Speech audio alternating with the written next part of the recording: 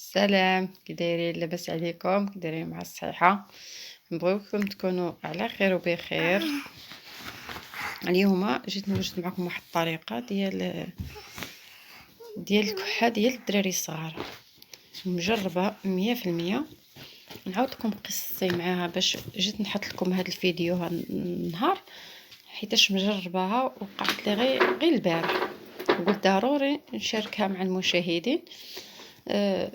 كان عندي التربية عندها غير شهرين، صغيره. عرفت شو الكحه شدت الكحه مسكين، عرفتي حتى كيتقيا عرفتي ديك الكحه وما كيعرفش يكح.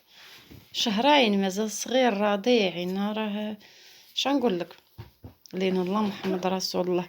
ملي كتشد من شي مرضى ولا شي كحه ولا شي حاجه، ما يمكنلكش تعطيه مسكين شي حاجه من غير الدواء ولا شي حاجه اللي هكا على برا، ما كنديرها على برا. واليوم جيت نديكم هاد الطريقه ديال الثومه والزيت العود اللي مجربه 100%. وجربوها لوليداتكم وغيكون ان شاء الله يا ربي النتيجه 100%. وماذا كي قلت لكم، وخلوا لي التعاليق ديالكم من تجربوها، خلوا لي التعاليق ديالكم وغتجربوها 100%. هي هذه عندي هنايا، عندي هذه الثومه انا هنايا، هي عندي مرقده. مش شحال هذه، راه هذه شي عام عندي هي مرقده هنايا، حيتاش ملي كيمرضوا بالكحه كنخوي شويه في مقيله ولا شي حاجه، كنسخنها وكندهن بهم صدرهم، كنديرها في صدرهم على برا صدرهم وبين كتافهم، كنشد واحد مويكه بيضاء وكنديرها فوق داك الزيت. ها هي الثومه، غير هذا الرويس هذا، غير هذا الرويس هذا بارك، غير هذايا بارك.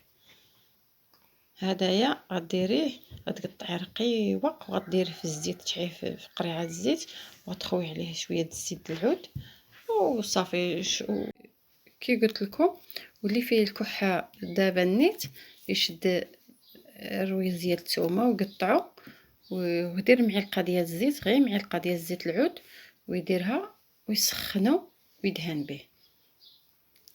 وردوا بالكم يعطيكم الستر، حيتاش من البرد، ردوا بالكم من البرد مني يديروها، خصو ينعس ضروري.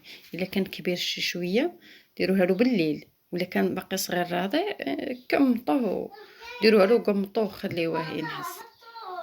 جربوها وردوا عليا، وشكرا لكم، الله يحفظكم.